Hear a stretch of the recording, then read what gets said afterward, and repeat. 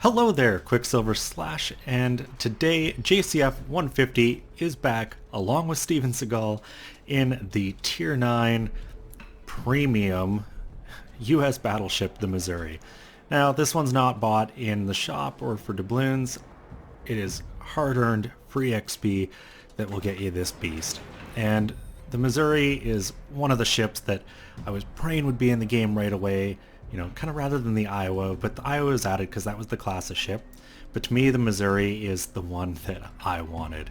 And sadly, I still don't have her. I've always spent the free XP I've earned to kind of boost me through things. So I've been slowly grinding it out. I'm up to about 350,000 free XP now, thanks to some Papa flags and camos I got from the last set of in-game missions. But that's enough about my wants of this ship. This is about this battle, and it is going to be a monster.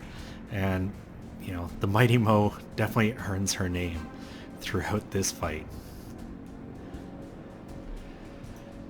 So, right off the bat, you've got ships spotted, take shots at them. You never know what's going to happen. I know some people who might go, I don't really have a shot there, and just turn it down. And yeah, in this case, 10,260 damage, just because JCF took a chance at a target. It was well led, no citadels or anything. Then again, it is a Bismarck with that turtleback armor, so you're not always expecting to get a citadel out of them. But at the same time, that's 10 grand health off a Bismarck that is now, as you can see, taking a lot of flack from the rest of the team. Now, one other thing you'll note in this game is it's a Tier 9 game, and JCF's division is pretty much the entirety of their team's Tier 9s, which means a lot is going to be expected of them. And they're not going to disappoint, but they also can't hide. And that's something they don't really do either. If you get into a match where you're the big ship, you can't afford to sit in the back and do nothing the whole match while your team evaporates. So the three of them, along with a Benson, have come over to Charlie to contest it. And from the north, Charlie can be a difficult nut to crack, because a lot of the ships spawning in the south will kind of work their way up this way, hide behind this island, and just shoot anything and everything in the cap. You'll get a DD or two, race up, do the spotting, throw torpedoes into the pretty much the only channel you come into here from. But oddly enough, it looks like the reverse is happening on this match. Most of the enemy team has pushed into Alpha, and that could really spell trouble for JCF's team who went over there. And it's simply because you don't always expect it. You're thinking you're going to be safe from over here, and they don't really have numbers.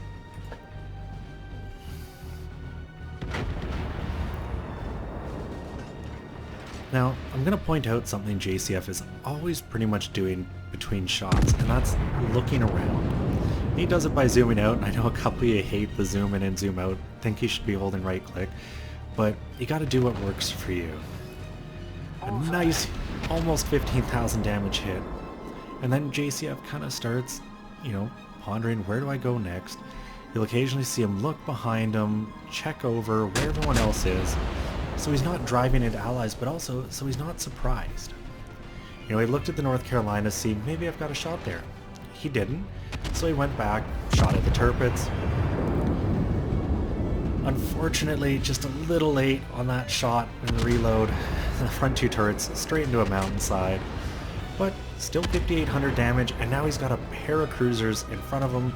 And one of the things that makes the Missouri unique as far as battleships go is radar. But you'll notice JCF doesn't use it right away. And you'll see so many people do this. Oh, something in smoke. Pop the radar, pop the radar. You gotta wait for the shells to be ready. If you're in a division, Baltimore's got radar. Cthulhu there could pop radar. But when you're in a division, particularly on voice comms, ask your division mates, as he nukes that Fiji, ask your division mates if their shots are ready. You want to maximize that 30 or so seconds that you're going to have someone detected in a smoke. You don't want, almost the entirety of that to be your battleship reloading.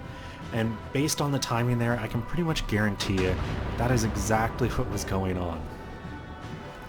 And next on the hit list is this poor Ibuki, one of the few tier 9s on the enemy team, and my god, they're about to give their side up, and that is just... that's asking for trouble. 32,479 damage, nuking that Ibuki, removing them from the game. And right now, things aren't looking so bad, but in a sense they are. And this is where kind of reading the map comes down to things. Where you look, when you you look at where JCF's team is, they're all here, right at Charlie.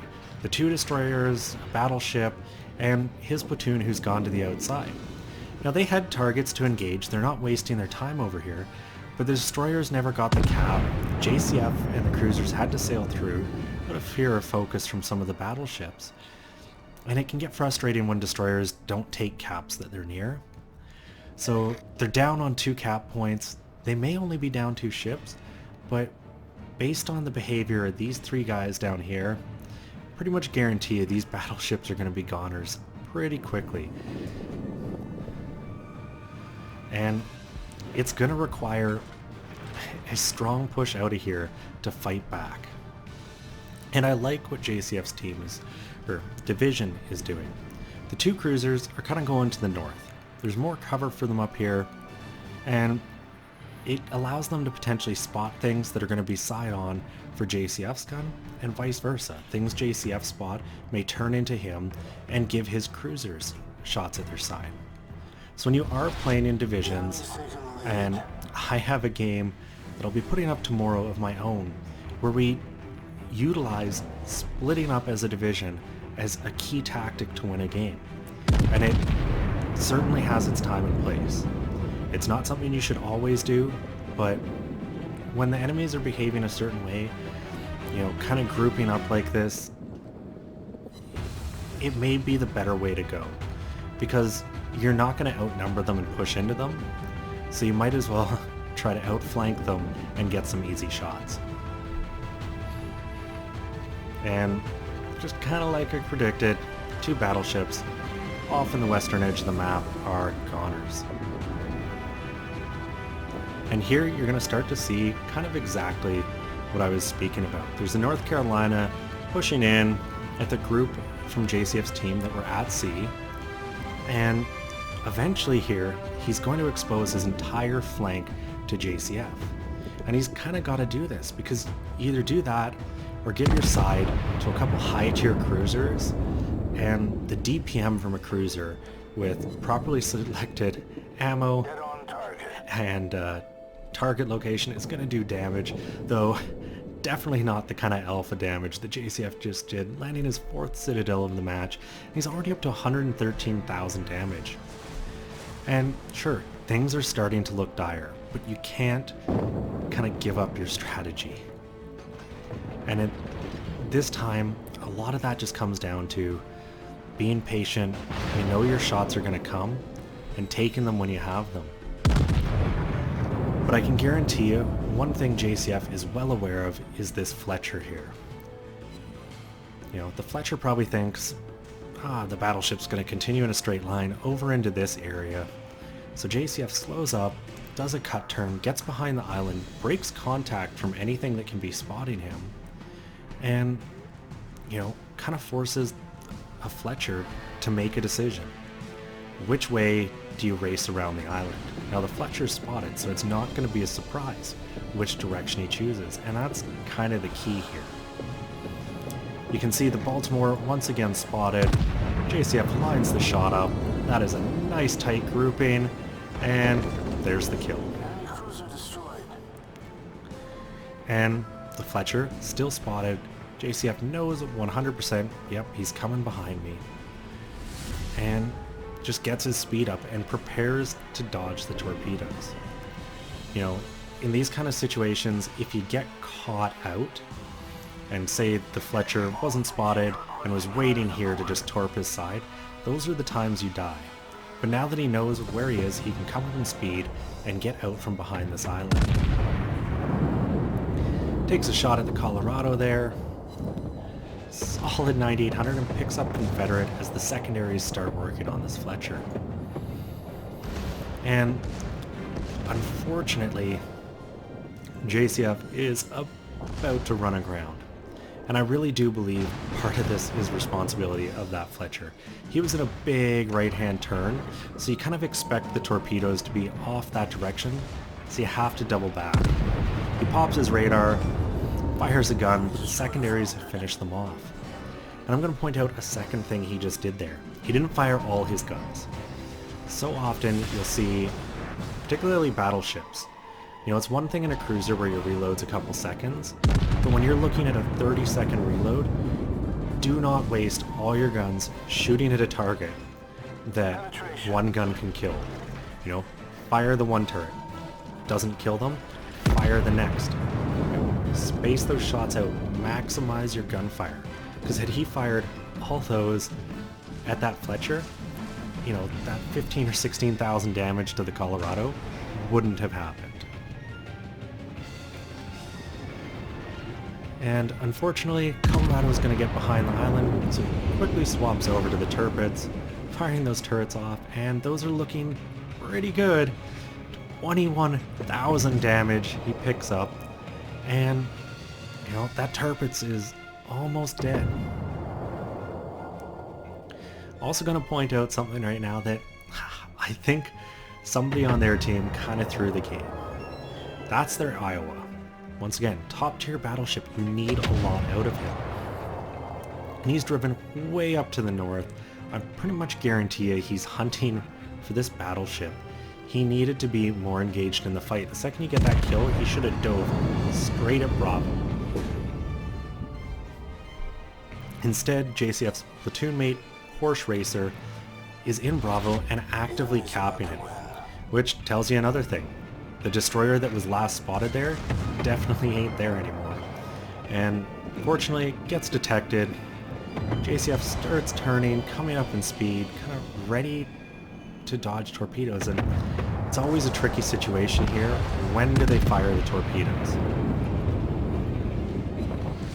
Really good hit out of his guns, 8,200 damage, and you know, the secondaries should finish him off, but maybe it's the primaries.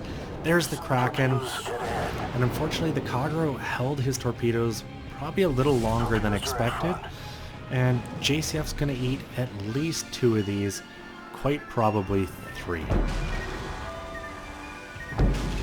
Well, only 2 in the end, but still a good chunk of damage. But once again, the Iowa on the enemy team isn't here, so there's no flanking shots. Both enemy battleships are more or less, you know, 15-20 degrees off the bow. He citadels the Colorado, removing the Tier 7 from the game, and turns his attention entirely to the Tirpitz.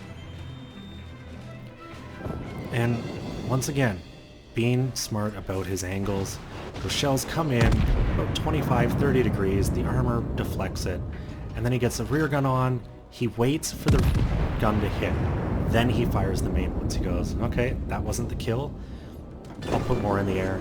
Gets the kill, and he's up to 7 kills now with 2 ships on the enemy team, and they've got the caps and they're closing in. Now, in the game you can kind of do the math, look at how quick they're ticking. You know, in the time they get 300 points, JCF's team's getting 600, which will put them ahead in the end, assuming enough time is left. And I really do think they would have won this on points if that were the case. Meanwhile, Porsche in his rune is pushing around, putting pressure on the enemy carrier, but he's kind of in an awkward spot too, because that enemy Iowa's definitely got shots on him. So Porsche is forced to turn off, and I think the Saipan makes a misplay up here.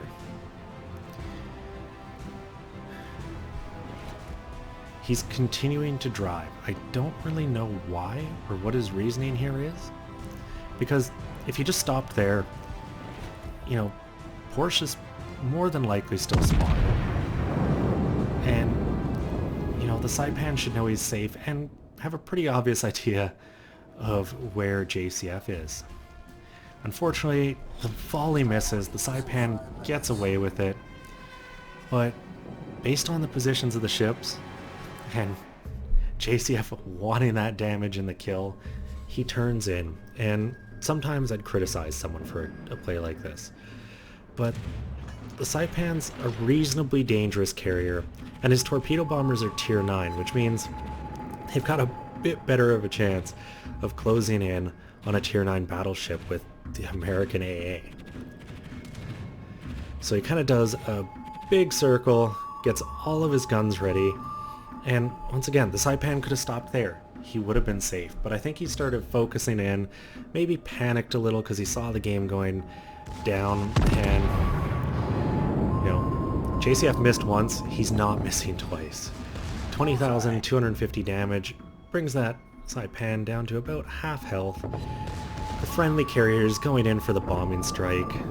One hits, no fire though, and you know, with the new skills, oh sorry, there was a fire. The new skills though, potentially that Saipan can still launch planes, so it's something to be cautious of. And you'll notice here, while JCF has chosen to engage this Saipan, he's keeping himself more or less stern on to the enemy Iowa.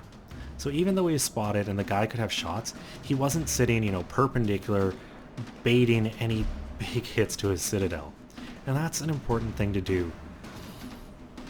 And finally, JCF's team is back on top. He's got 8 kills, 259,000 damage, and you know he's itching for the 9th. You know, getting that enemy Iowa would cap off a massive game and prove who the best Iowa class is once and for all. And if anyone has any doubts, in my opinion, 100% it's the Missouri. And you'll see here in a moment in chat, JCF makes his intentions known to the entirety of his team. And what better way to go down to finish a game than go in for the ram. So he turns his bow in, doesn't really land any damage there, but with the hit points that they each have in total, you know, these two things boop snoots, they're both dead.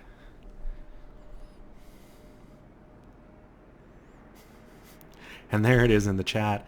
Let me ram him for 9, please. He's begging his teammates to give him this kill. And, you know, I have no issue with people asking.